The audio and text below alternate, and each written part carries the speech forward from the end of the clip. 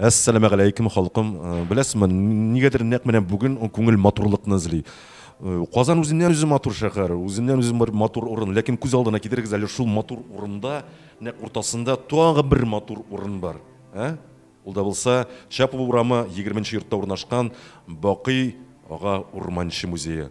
Әгәр дә инде татар поэзиясендә беренче урында безнең бөек шагыйребез Габдулла Тукай булса, менә рәсем, архитектура гомумән сынлы сәнгать өлкәсендә беренче урында әлбәттә Бакый Идрис улы Урманчы үзе булыр.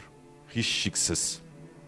Бакый Урманчы татар профессиональ сынлы сәнгатенә нигез салучы рәссам, график, скульптор һәм архитектор. Татарстанның һәм Русиянең халык рәссамы.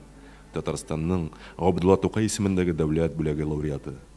Бакый Урманчы 1897 елның 23 февралендә Казан губернасының Тәтеш өязе Күл Ширкен авылында туа. 1907-1914 елларда Мөхәммәдия мәдрәсәсендә белем ала. Беренче бөтен дөнья сугыш вакытында армияга мобилизацияләнә. Казакъстанга эләгеп, андагы Австрия әсирләреннән рәсем сәнгатеннән беренче дәресләр ала. Мероприятия, посвященные дню рождения Бакия Идрисовича Урманче, у нас проходят ежегодно.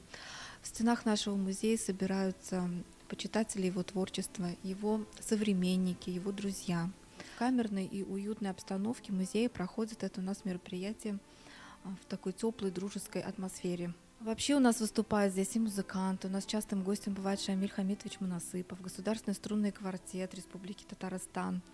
Приходят у нас художники из Союза художников Республики Татарстан, делятся своими воспоминаниями. С Союзом художников мы часто проводим мероприятия в стенах музея, когда приглашаем детей из художественных школ, и они проводят у нас свои занятия по живописи, то есть они уже соприкасаются с творчеством Бакия Урманче именно в нашем музее. Вообще от работы Урманче исходит какая-то особая энергетика, которую, наверное, художник оставил. И вот несмотря на эти годы, да, оно в принципе присутствует в картине.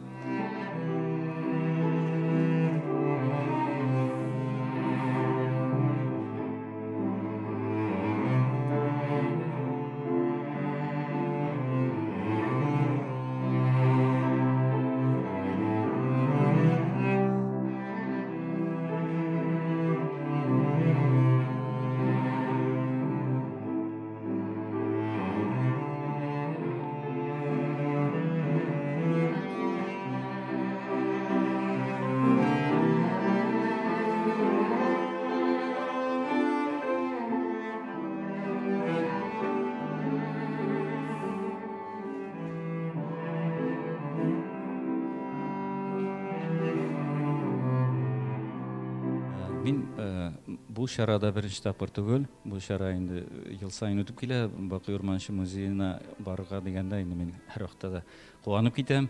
Тагын бер тапкыр чакырганнар икән мине, тагын бер тапкыр килеп, менә шушы атмосфера, менә шушы Бакый аганың менә шушы хезмәтләрен, менә шушы иҗаты белән тагын да әзрәк кенә кушылып, аны тоеп китәм икән дип шатланып, шуңа күрә бу шарага шатланып киләм мин. Әлбәттә инде бу шарага куаныштан бигрәк тагын да әзрәк кенә теләкләрем бар. Бу шараны киңрәк масштабларда да үткәргәндә дә булыр иде. Информацион чараларны ничектер әүдемрәк, активрак катнаштырып, ныграк катнаштырып, алар менә моңа реклама ясап, халыкларны күбрәк җыеп, бәлки зуррак залларга да чыгарга вакыттыр.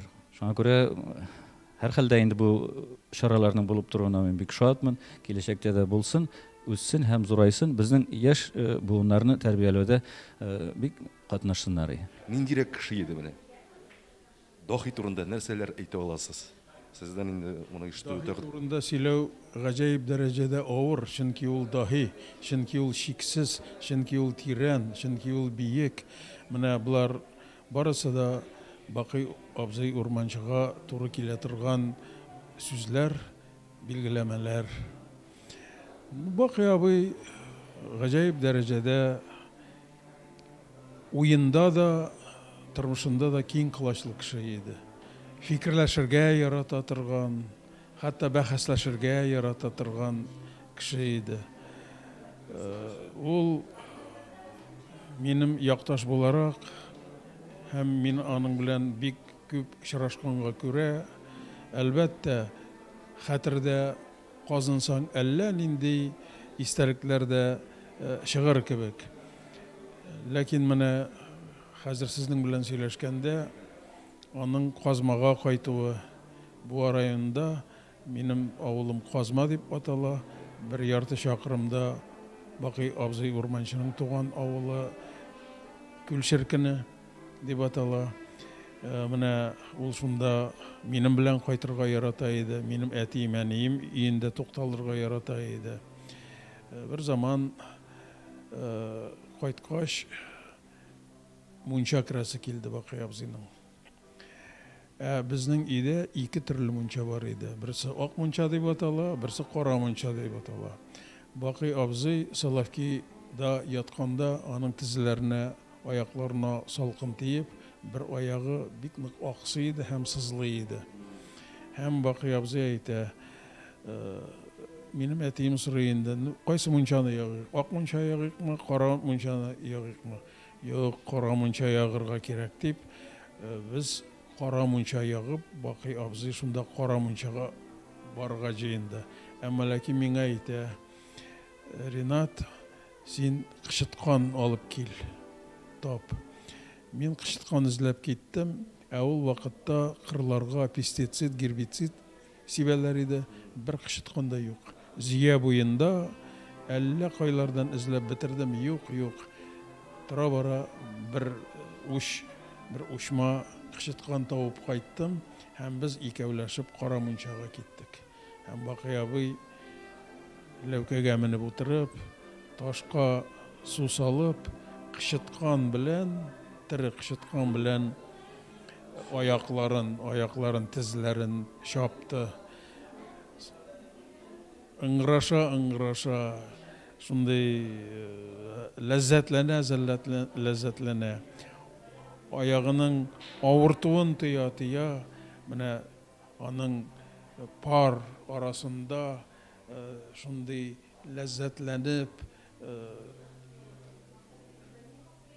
тезләрен, аякларын чапканы әлдә күз алдында тора.